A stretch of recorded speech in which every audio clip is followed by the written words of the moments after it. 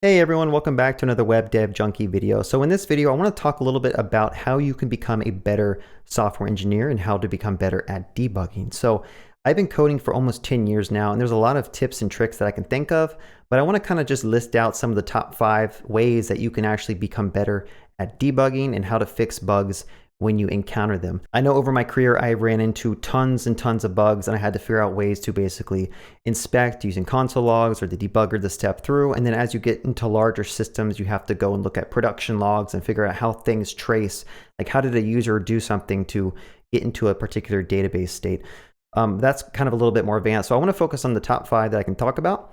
But right before I jump into the topics, let's just go ahead and remind you all to press that like button because it helps my channel grow. And also be sure to click that subscribe button and bell icon if you like topics like this, because I'm going to be publishing other videos like this in the future that should hopefully help you become a better web developer. So these topics aren't really ordered in like the priority. I just kind of threw them together.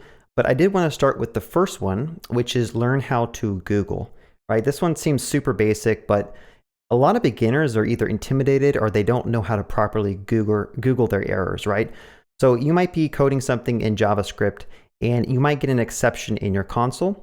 And by looking at that exception, you know, someone might see a huge stack trace and not really understand like what it's saying, or not really understand like what the exception means. So the first step is learn how to Google things, right? So if you get an exception in your console, maybe you should copy the name of the exception and paste it into Google.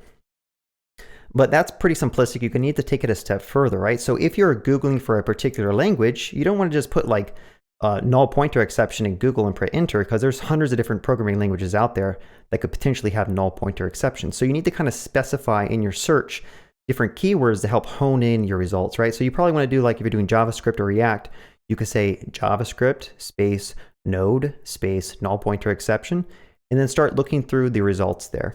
Also, I would recommend just make sure you double check the dates of all of these results. Sometimes you'll find an answer on like Stack Overflow, but it's dated in like 2015, which might help you solve the issue. But just keep that in mind that if you're looking at really, really old solutions, software changes really rapidly, right? So I would highly recommend to always look at the dates. And in fact, in Google, there's a way to actually drop down and filter in, or just give me the results in the past year. And I highly suggest you do that when you're doing Google searches, especially when you start getting to more esoteric bugs that might only happen for particular versions of your code.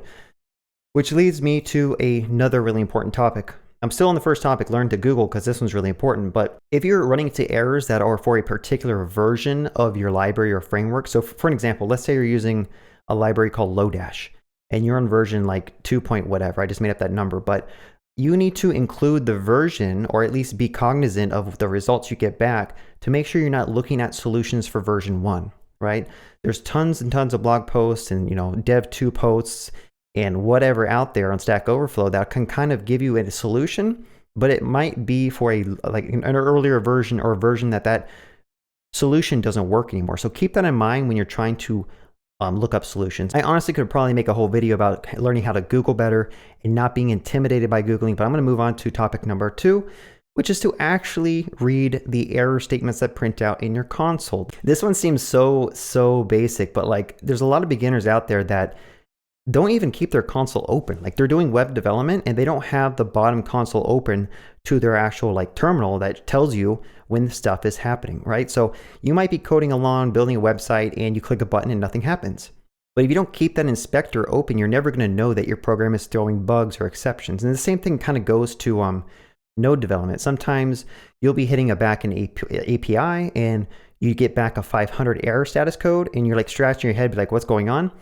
But you don't actually go to your terminal and look at the issue, right? Usually there is a stack trace that prints out in your terminal that tells you the exact line and the exact like statement that's failing. So if something is not working as you expect it to, be sure to always go and look at either the inspector in your Chrome browser or in your terminal where you're running your node application or whatever library or framework or language you're using.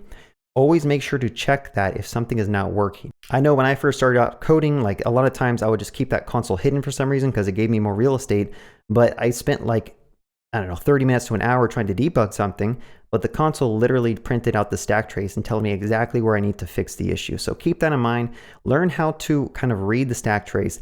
Usually if you're using VS Code, when a stack trace comes up, you can actually like command click on the file and it'll take you right to the place that it failed.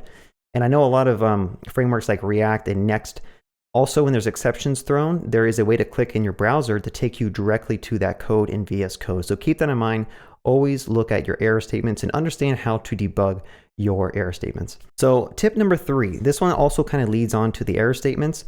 In your browser and also in Node, there is a way to set up debugging, right? You can actually set up breakpoints and you can actually kind of step through and inspect what the variable state is at that point in execution. So using and learning how to use the debugger is really important.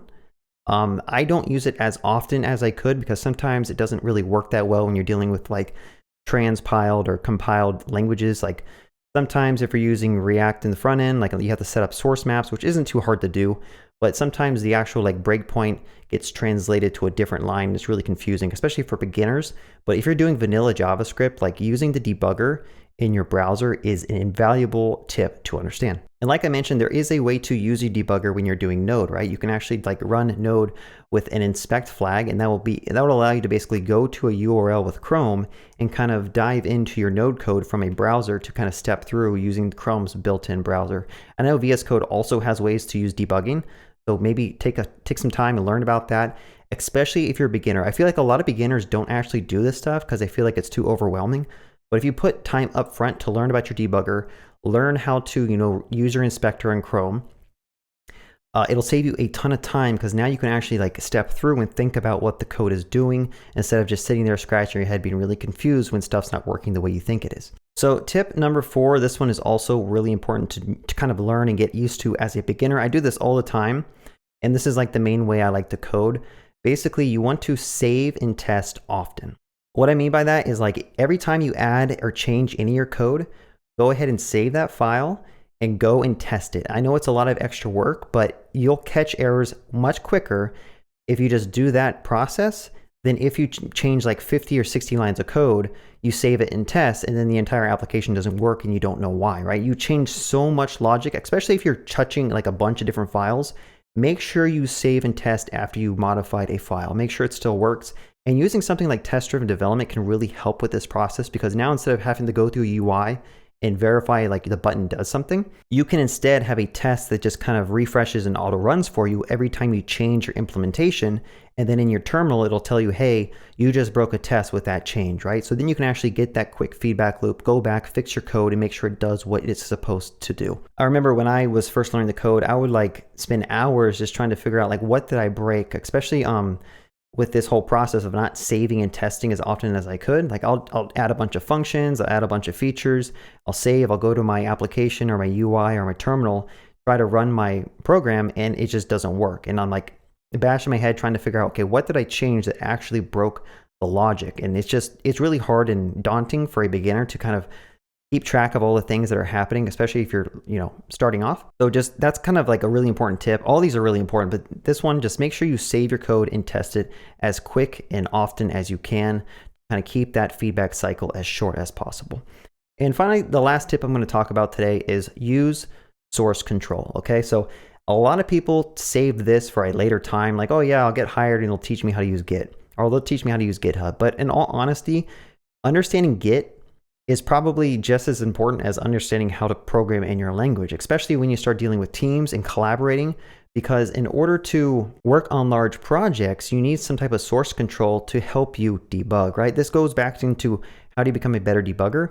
Well, Git and source control can help you with that. And the reason Git or source control can help you is because now, going back to that last tip where I said save and test often, you can use source control to just undo all the changes that you just did.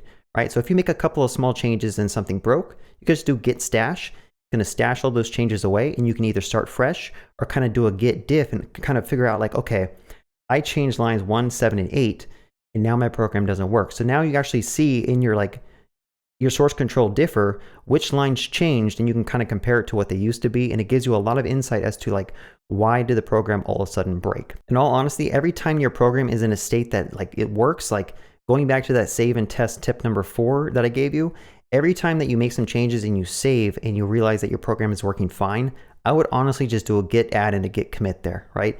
Add those changes to your Git history so that if at any point after you made like 10 or 20 commits, you can easily go back and kind of see, okay, the application worked at commit 17, but now on commit 19, it no longer works, right? So, or even commit 18, you can figure out, okay, something broke here. So those are some of the top 5 ways that I would suggest a beginner kind of master and get good at. It's not all about learning how to write JavaScript. It's also about how to understand the entire process around software engineering. And a lot of that involves learning tools of the trade, such as the inspector in Chrome, your debugger, source control, also how to do processes like save and test often. And then of course, how to Google for errors, how to Google for solutions, and also not waste your time reading through a 100 post GitHub issue to realize that that post doesn't even help you out after all, because it was on a version that was like version 1 and you're in version 10 of the software. All right, that wraps it up. If you enjoyed watching this video, be sure to give me a thumbs up. And also, if you're new to this channel, be sure to press that subscribe and bell icon to get more tips and tricks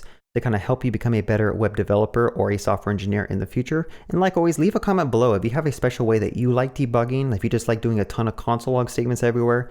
If that works for you, let me know. I'm kind of interested in hearing how other people in the community like to debug their code and how they got better at debugging their software in general. All right, have a good day. Happy coding.